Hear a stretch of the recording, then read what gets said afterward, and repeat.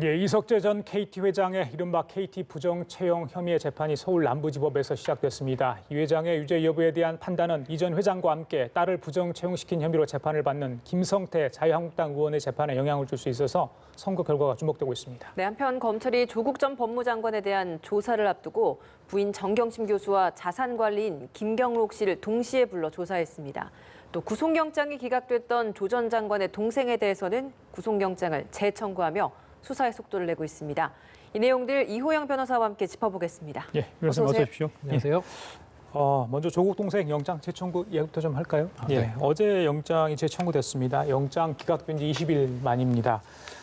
이번에는 과연 어떤 혐의를 적용해서 어떤 구기관에 조사를 했고 궁금했잖아요. 네네. 두 가지 혐의가 추가됐더라고요. 어떤 혐의입니까? 그 기존에 이제 받고 있던 뭐 위장 소송이라든지 아니면은 뭐 이제 뇌물죄 이외에 지금 영장이 기각되니까 재청구하면서 두 가지 혐의를 지금 말씀하신 것처럼 추가했다고 하는데 예. 이제 하나는 강제집행 면탈죄. 그게 뭐냐면은 이제 그 당시에 이제 자신이 어떤 이제 가압류 가처분 등 이제 재산에 대한 강제 처분을 받을 위험이 있으니까 이렇게 되면 자신의 재산을 지키기 위해서 많이들 하는 이제 수법이 뭐냐면 위장 소송을 해서 자신의 재산과 아내의 재산을 분리시키는 겁니다. 그러니까 지금 그 조국 전 장관의 이제 동생이 그 당시에 위장 소송을 해서 강제 집행을 피하려고 했다라는 그 혐의가 하나 추가가 된 것이고 그다음에 또 하나는 이제 그 뇌물 사건이 웅동학원과 관련된 뇌물 사건이 이제 수사화 되니까 그 주요 피의자들을 해외 도피시키려 했다라는 것과 관련된 이제 범인 도피 혐의 이렇게 두 개가 영장 재청구 사유의 그 범죄 사실로 지금 기재가 되었다라고 합니다. 그 이전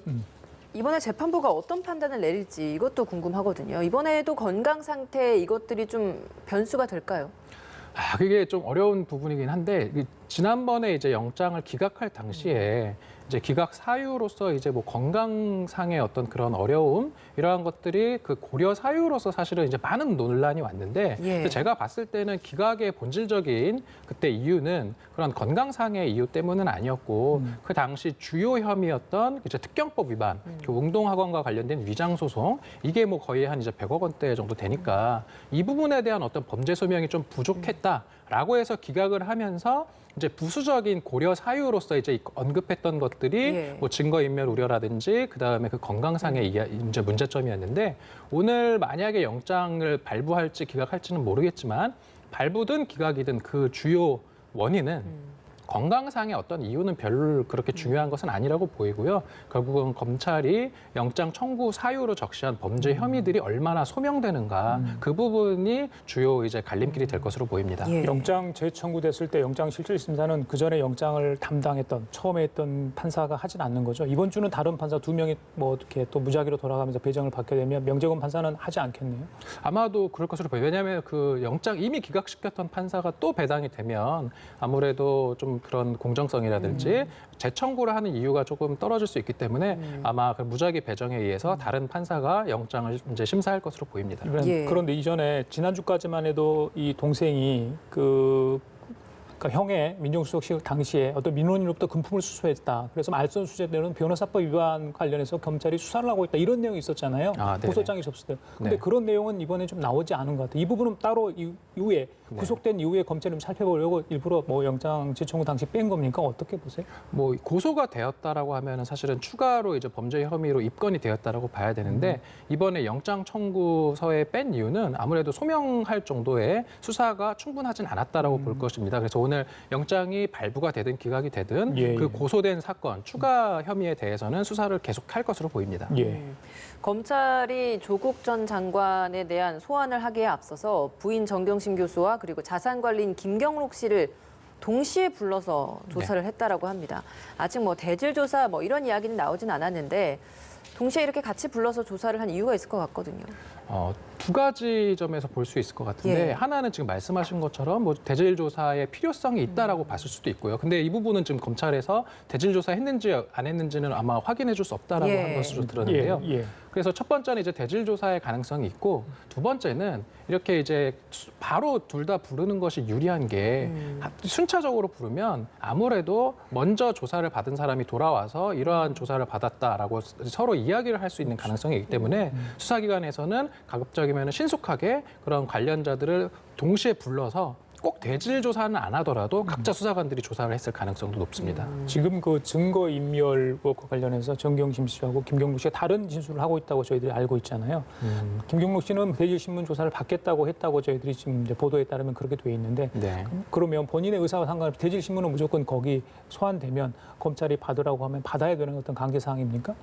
대질 조사를 이제 강제로 뭐 이렇게 처분을 하지는 않고요. 근데 현실적으로 보통은 대질 조사의 필요성이라는 건 결국 지금 말씀하신 것처럼 이렇게 피의자들 간의 진술이 불일치하는 부분이 있으면 서로 이제 각자 자기 주장이 사실이라고 하지 않겠습니까? 그러면 이제 수사관이 지금 다른 공동 피의자는 다른 식으로 이야기하는데 당신만 어떻게 믿냐? 예, 한번 확인해 보자. 같이 조사하겠다 이러면 대부분의 경우는 그것을 거부하는 경우는 한 번도 못 봤기 때문에 예. 아마 이제 대질 조사를 하겠다라고 하면 이루어질 것으로 보입니다. 예, 알겠습니다.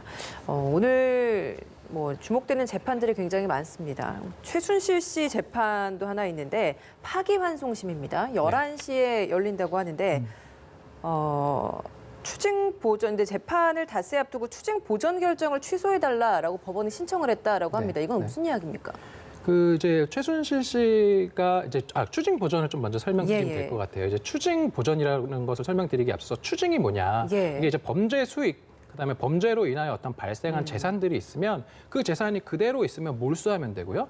그러한 재산이 그대로 있지는 않고 뭔가 그 금전적인 가치로 환가되어서 뭐 통장에 있다든가 아니면 다른 재산으로 바뀌어 있다. 그러면은 그 재산 가액을 추징합니다. 근데 지금 이러한 몰수나 추징은 이제 원칙적으로는 판결이 확정된 이후에 할 수 있는데 예. 지금 뭐 알다시피 뭐 지금 재판이 막 좀 1년 넘게 2년 가까이 이렇게 하고 있지 않습니까? 예. 그런 사이에 그냥 내버려 두면 범죄 수익이 은닉되거나 처분될 수 있기 때문에 재판을 하기 전에 미리 수사기관에서 이러한 범죄 수익을 몰수 또는 추징을 할 것에 대비해서 보전 조치를 합니다. 그게 이제 예. 추징 보전이라고 하는 것인데요. 예. 지금 최순실 씨 소유의 그 빌딩 건물에 대해서 이제 타해 처분하지 못하도록 추징 보전 조치를 해놓은 것 이것에 대해서 지금 최순실 씨가 제가 봤을 때는 그 가압류를 해제하기 위해서 해방 공탁이라고 합니다. 그 추징 보전 대상 그 가액만큼을 법원에 공탁금을 내고 그 대신 내 재산은 처분할 수 있도록 그 가압류 조치를 좀 취소해달라. 이러한 신청까지를 지금 최순실 씨가 한 것으로 알고 있는데 예. 그것에 대한 이제 인용 여부를 재판부에서 판단을 하게 될 것으로 보입니다. 예.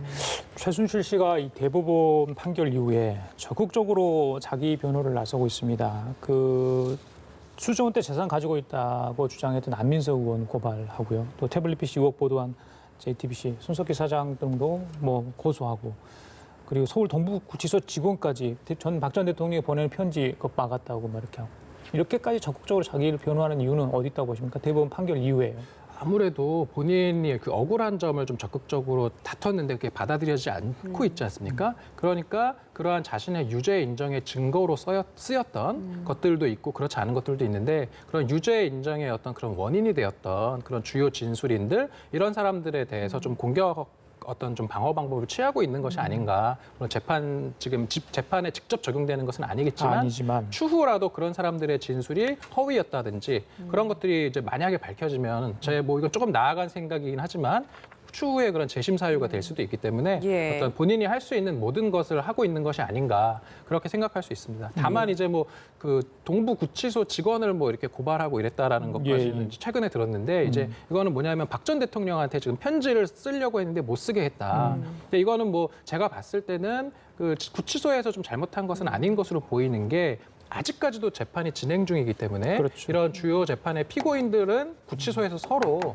만나지 못하게 하는 게 원칙이거든요. 예. 그래서 이렇게 변호인 접견을 할 때도 비슷한 시간대에 접견 시간을 잡지도 못하게 하고 있을 정도이기 때문에 지금 이렇게 관련 재판에 피고인들 사이에 의사 연락을 하지 못하는 어떤 그런 구치소 측의 그런 뭐 조치는 뭐 합당한 것으로 보입니다. 예. 최순실 씨 파기환송심 외에도 오늘 중요한 재판 하나가 있었던 것이 이석채 전 KT 회장 채용 비리 혐의와 관련된 재판이었습니다. 네. 그 결과가 지금 막 나왔는데 KT 부정 채용과 관련해서 이석채 전 회장 징역 1년이라는 유죄 판결을 내렸습니다. 유력 인사 친인척 채용에 대해서 지시를 하고 이를 승인했다. 이건 업무 방해 혐의에 해당한다라는 게 법원의 판단이었던 것 같습니다. 이 쟁점과 이번 판결 내용 좀 의미를 좀 분석해 주시죠. 네, 지금 말씀하신 것처럼 지금 이석채 전 회장에 대해서 예. 이제 유죄 판결이 인정될지 말지가 사실 오늘 가장 큰 쟁점이었어요. 그렇죠. 왜냐하면은 그 재판에서는 지금 이석채 전 회장만 기소된 것이 아니라 그러한 어떤 채용 비리에 연루되어서 그러한 범죄 행위를 실행 행위를 직접 실행한 그러한 사람들, 뭐 서유열 사장이라든지 그다음에 김기태 전 인사 담당 상무 예. 같은 사람들도 같이 기소가 되었었는데 이들은 지금 그 부정 채용으로 인한 그 KT 채용 업무 방해 혐의를 인정했었거든요. 그래서 이들에 대해서는 유죄가 선고될 것이 예견되었는데 예. 지금 이석채 전 회장 같은 경우는 내가 특정 인사들의 어떤 그런 파일을 건넨 적은 뭐 있지만 명단만 줬다. 네, 나는 명단만 줬지 실제로 이거 부정 채용하라고 지시하진 않았다라고 계속 자신의 혐의를 부인해왔기 때문에 이러한 점에 대해서 과연 그런 이제 부정 채용의 그런 고의가 인정되는지 이 부분이 가장 큰 쟁점이었던 것 같은데 예. 재판부에서는 이렇게 서류를 건넨 것 정도로 그리고 서류를 건네면서 무언가 맥락이 있었을 거예요. 그리고 그러한 서류를 건네받은 직원들이 법정에서 했던 진술 이러한 것들을 토대로 이석채 전 회장에 대해서 그런 부정 채용까지 지시한 고의가 인정된다 이렇게 본 것으로 보입니다. 가담했다 이렇게 법원이 판단했다. 네. 죄명은 업무방해잖아요. 네. 징역 1년 선고. 그건 뭐 어때 보십니까? 형량에 대해서는?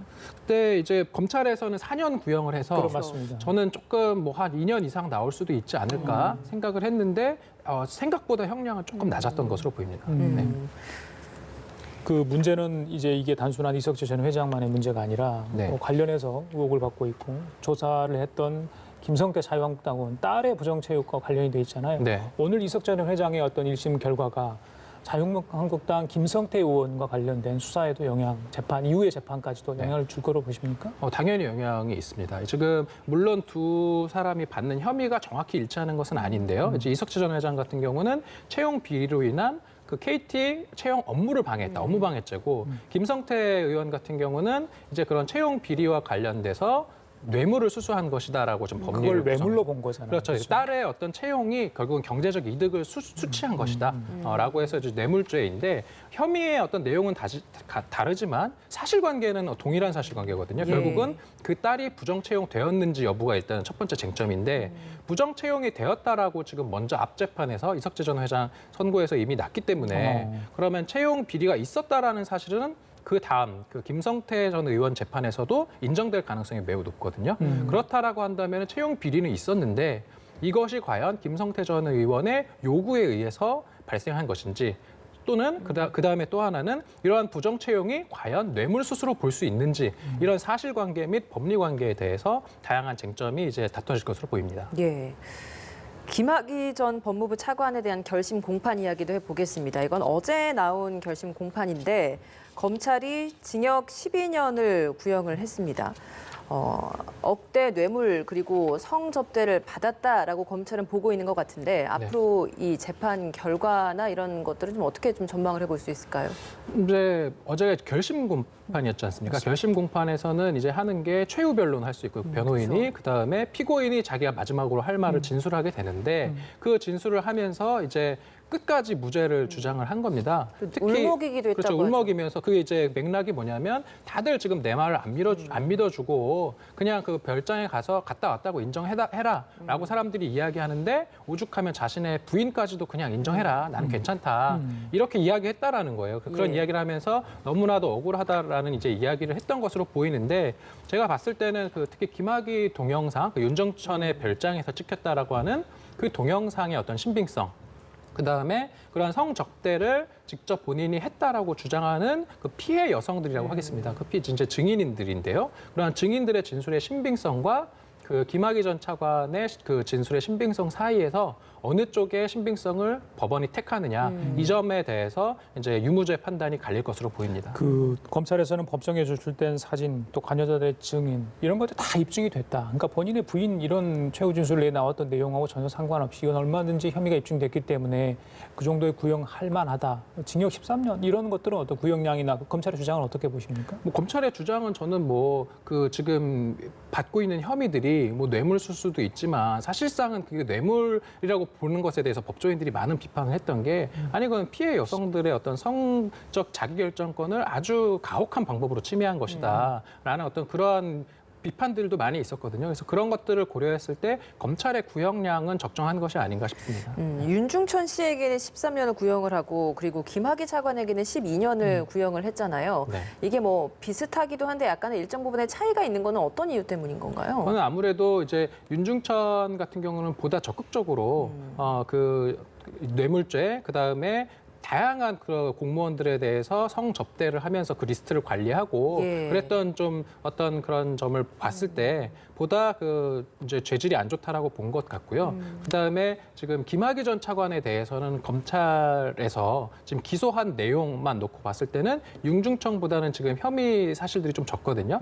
그렇기 때문에 그러한 점들을 감안을 해서 구형량을 결정한 것으로 보입니다. 예, 알겠습니다. 김학의 전 차관에 대한 1심 선고 공판은 다음 달 22일 열릴 예정이라고 합니다. 마지막으로요. 뭐 이것도 관련이 돼 있는 내용인데 이게 윤석열 검찰총장 취임 후에 또 조국 사태 이후에 불거진 내용 아니겠습니까? 한겨레의 보도 내용이었죠. 윤석열 검찰총장 윤중천 씨하고 관련된 그런 접대 의혹 제기했다가 또 윤석열 검찰총장이 해당 신문사를 상대로 고소한 사건인데 네. 그전에 과거사위랄지 진상조사단 수사팀에서 근무했던 외부 위원들이 이걸 검찰에서 과연 수사를 하는 게 맞냐? 검찰 쪽에 고소를 하지 않았습니까? 일단 그 부분부터 짚고 가겠습니다. 경찰에서 좀 수사를 해야 되는 거 게 맞다 이렇게 주장을 하는 것 같은데 그 부분 어떻게 보십니까? 뭐 그런 주장 문제 제기는 얼마든지 할 수 있다고 보는 게 지금 검찰에서 이제 직접 수사를 하면서 실제로 그 진상조사단의 외부 위원들을 불러서 참고인 조사도 하고 수사를 지금 검찰이 이끌어가고 있는데 문제는 그 수사가 시작된 것이 결국은 지금 현재 검찰총장인 윤석열 총장이 물론 개인 자격이긴 하지만 이제 고소를 했지 않습니까? 그러니까 이 사건에서는 피해자가 윤석열 개인입니다. 그런데 문제는 그 윤석열 개인이 현재 검찰총장인데 그러한 검찰총장의 지휘 감독을 받는 일선 검사들이 과연 총장의 지시에 따라서 이제 따르지 않고 불기소 처분을 할 것을 기대하기는 매우 어렵다. 그러한 점에서 결국은 이거는 이해 충돌의 문제다. 검찰이 직접 수사하는 거는 이해 충돌이 되는 것이다라는 어떤 지적을 하면서 외부 위원들이 이제 그렇게 뭐 기자회견도 했다라고 들었습니다. 근데 뭐 그런 점은 뭐 일리가 아주 없는 주장은 아닌 것 같습니다. 근데 윤 총장도 지난번에 국정감사장에 나와서 의원들이 이 부분에 대한 이야기를 했잖아요. 네네. 검찰은 그냥 일반 평범한 국민이 아니기 때문에 이런 것들을 직접 검사가 고소를 하는 것은 뭐 부적절하다, 취하할 생각 없냐라고 했을 때 네. 일면에 사과문을 싣지 않으면 취할 생각이 없다라고 했어요. 근데 네. 또 한겨레 신문은 일면에 사과를 실을 의향이 없다라고 하고 있는 이런 상황이거든요. 네. 이건 어떻게 좀 봐야 되는 겁니까? 아니 한겨레 신문에서 일면에 사과를 한다는 것은 그 자신들의 그 보도가 잘못됐다는 것을 인정해야 되는 건데 그거는 좀 어려울 것으로 보이고요. 따라서 지금 윤석열 총장이 그 이제 국정감사에서 예. 요구했던 것은 뭐 앞으로도 되기는 어려울 것 같고 그렇다라고 한다면은 결국은 지금 검찰이 하고 있는 수사를 끝까지 검찰이 해서 이제 아마도 기소를 하게 될 것 같은데 예. 기소되면은 이제 그 한겨레 21 기사 내용, 그 기사 내용이 결국은 그때 이제 검찰 과거사위에서 조사를 했을 때 그 윤중천 접대 리스트에 윤석열 검사가 있었는데 이것을 수사하지 않았다. 이러한 내용이어서 그러한 내용이 과연 허위 보도인가? 이 부분이 이제 쟁점이 될 것으로 보입니다. 네. 알겠습니다. 지금까지 이호영 변호사 함께했습니다. 오늘 말씀 잘 들었습니다. 고맙습니다. 예.